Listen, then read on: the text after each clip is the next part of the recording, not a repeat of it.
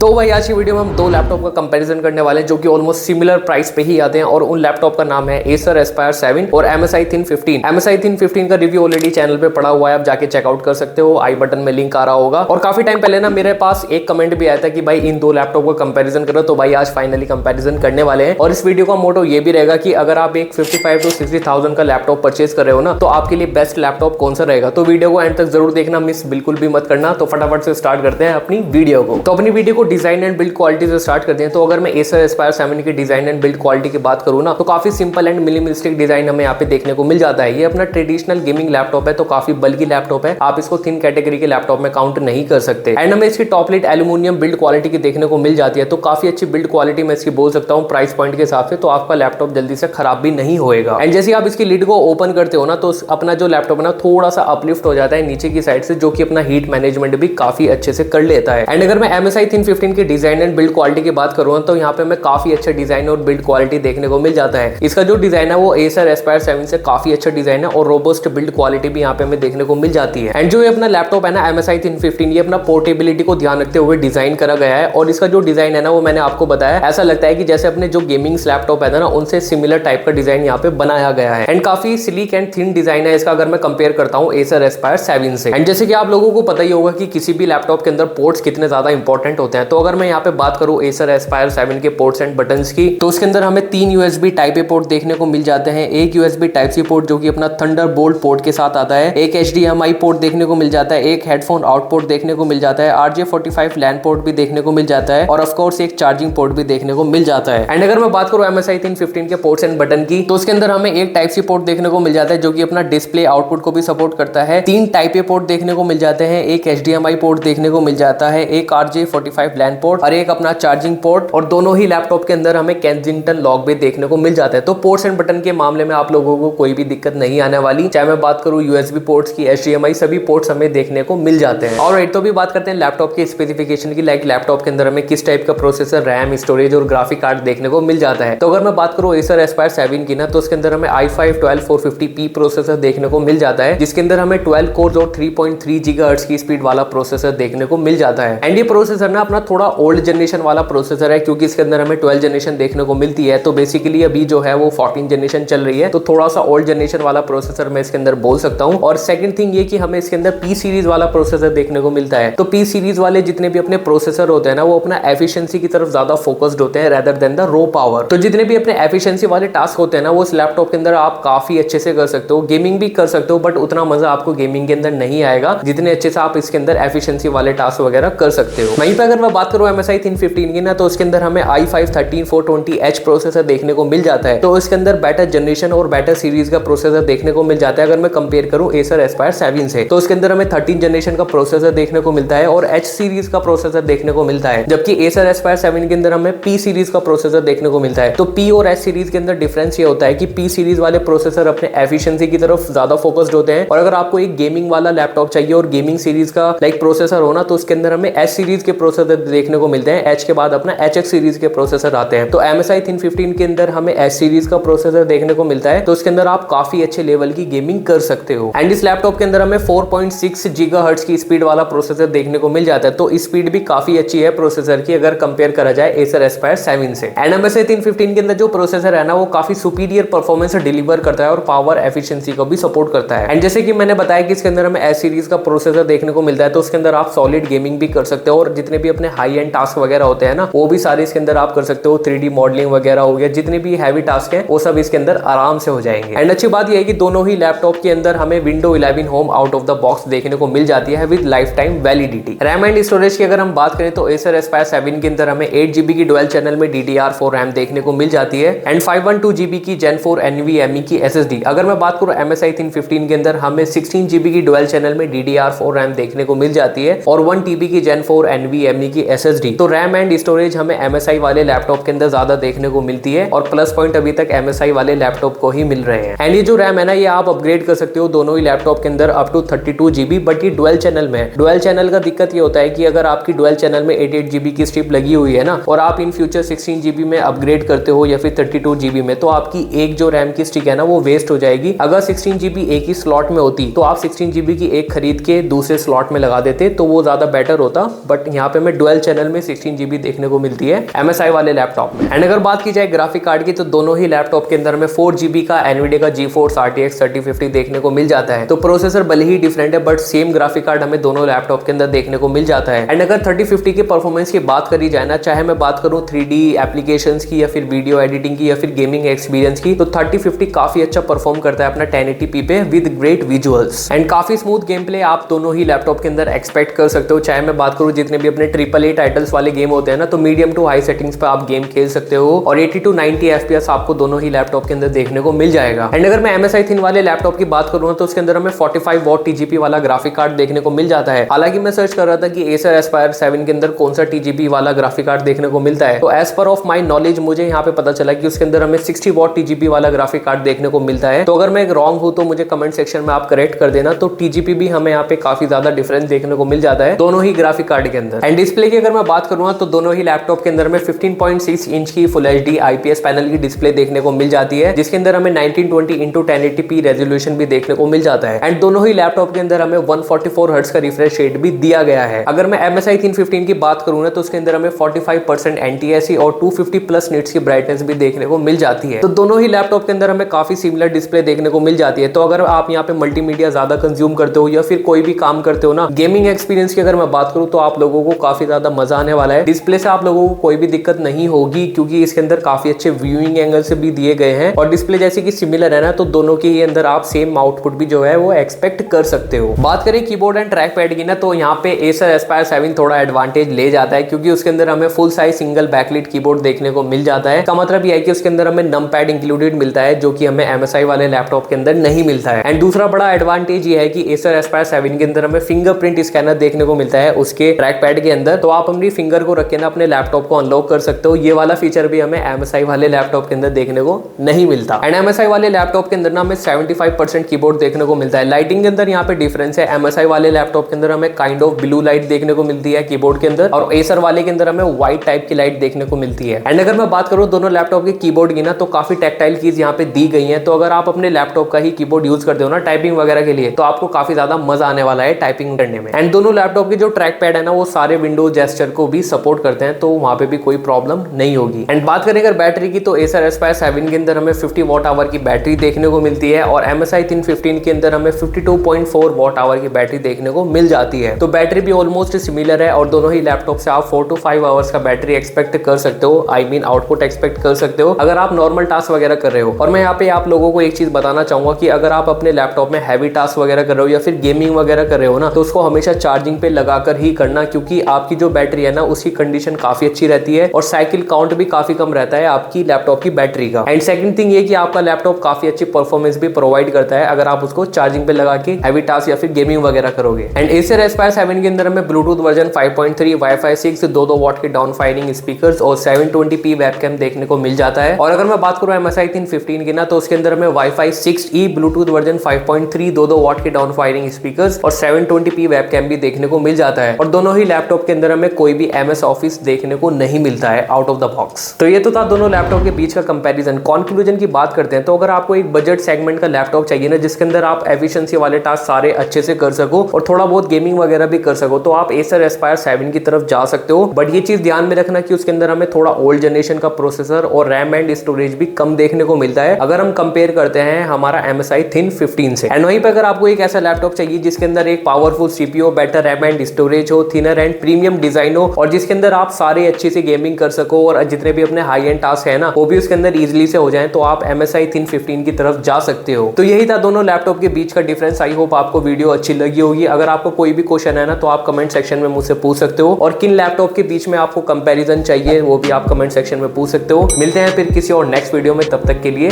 Bye.